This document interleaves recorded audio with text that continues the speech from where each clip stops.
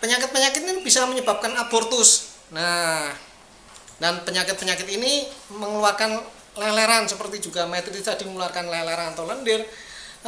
Endometritis itu bisa mengeluarkan leleran atau lendir kalau pada orang disebut keputihan ya, putihan. Nah, ini bisa seperti itu. Tapi tergantung juga dari penyakitnya apa.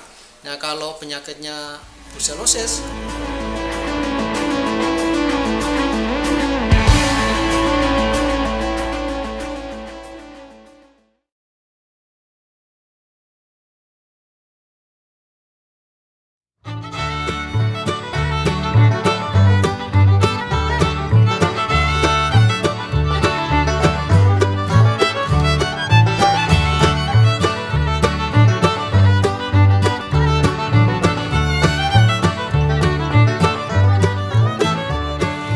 Assalamualaikum warahmatullahi wabarakatuh. Apa kabar teman-teman semua? Semoga sehat selalu, ternaknya juga sehat.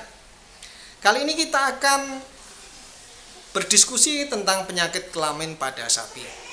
Ada satu pertanyaan dari Mas Imam Bes. Terima kasih Pak Dokter, tolong diulas tentang endometritis, pencegahan dan pengobatannya. Sebelumnya diucapkan terima kasih.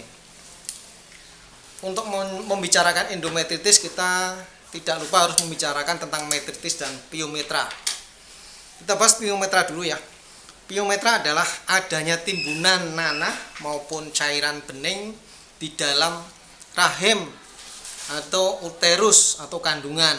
Nah, timbunan ini disebabkan karena siklus estrus yang tidak benar. Jadi korpus luteumnya itu terlalu aktif ya, karena hormonalnya yang tidak normal, siklus estrus yang tidak normal. Rahim cervix itu antara vagina, cervix dan uterus. Cervixnya itu mengeras, mingkem caranya ya. Jadi adanya cairan itu dianggap sebagai bunting. Jadi akhirnya melindungi bunting itu cervixnya atau lehernya itu mingkem gini, akhirnya tidak bisa keluar itunya cairannya. Ada beberapa orang yang menyuntik hewan itu dengan KB, suntik KB, akhirnya ada gangguan siklus estrusnya, ada gangguan hormonal di dalam ovariumnya.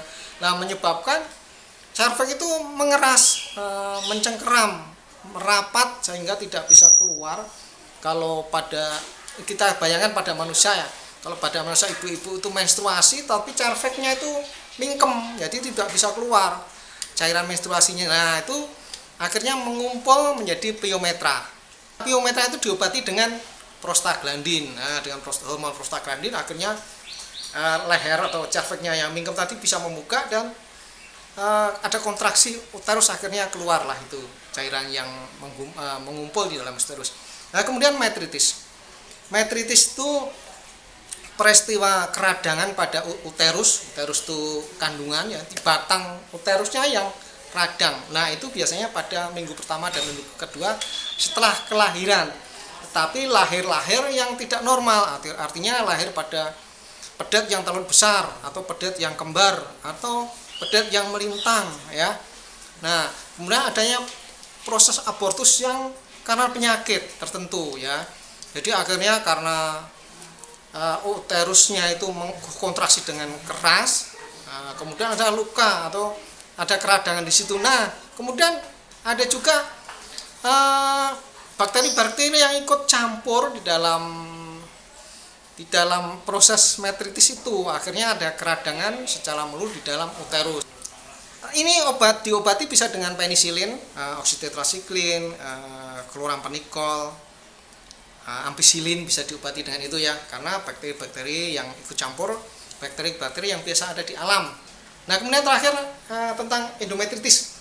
Endometritis itu adalah keradangan dari lapisan dalam uterus. Jadi kandungan atau rahim atau uterus itu di dalamnya ada lapisannya. Kalau usus itu adalah epitel ya. Nah, itu yang radang di dalam. Nah, ini disebabkan oleh penyakit-penyakit kelamin. Ya, kalau sapi itu brucellosis, leptospirosis, campylobacteriosis dan trichomoniasis.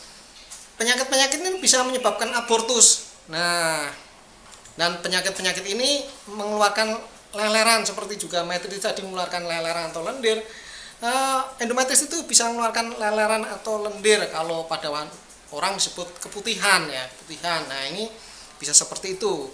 Tapi tergantung juga dari penyakitnya apa. Nah, kalau penyakitnya brucellosis kemungkinan tidak terlihat lelerannya ya. Nah, brucellosis itu bisa mengakibatkan keguguran pada trimester terakhir, jadi pada akhir-akhir kebuntingan sapi itu bisa keguguran.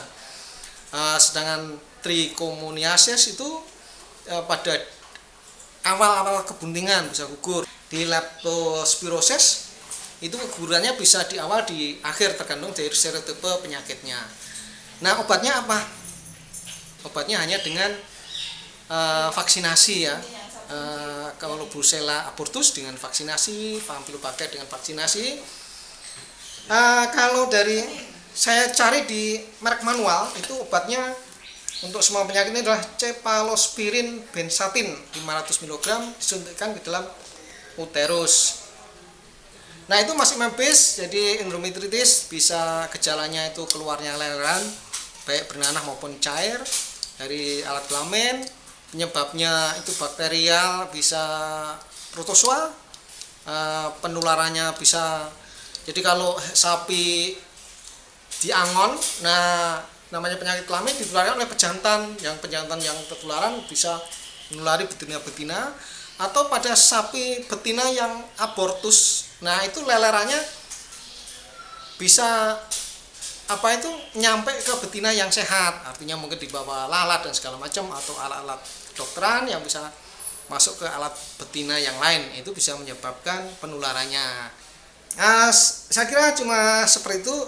Mungkin kalau Mas Imam punya pertanyaan yang lain bisa dilanjutkan di pertanyaan berikutnya.